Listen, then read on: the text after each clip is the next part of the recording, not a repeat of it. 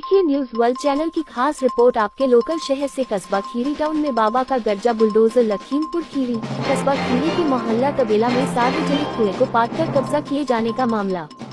सदर एसडीएम अश्वनी कुमार के नेतृत्व में कब्जा मुक्त हुई सार्वजनिक भूमि। शिकायत पर सदर एसडीएम अश्वनी कुमार के नेतृत्व में राजस्व विभाग, नगर पंचायत व पुलिस की संयुक्त टीम ने मौके पर पहुंचकर सार्वजनिक कुएं की कराई खुदाई। सदर एसडीएम अश्वनी कुमार की मौजूदगी में सार्वजनिक भूमि पर निशान लगाकर भूमि को किया गया संरक्षित। सार्वजनिक कुएं और भूमि पर दोबारा कब्जा न करने की दी गई सख्त हिदायत। देश विदेश लोकल खबरों की अपडेट के लिए हमारे चैनल को लाइक और सब्सक्राइब करें।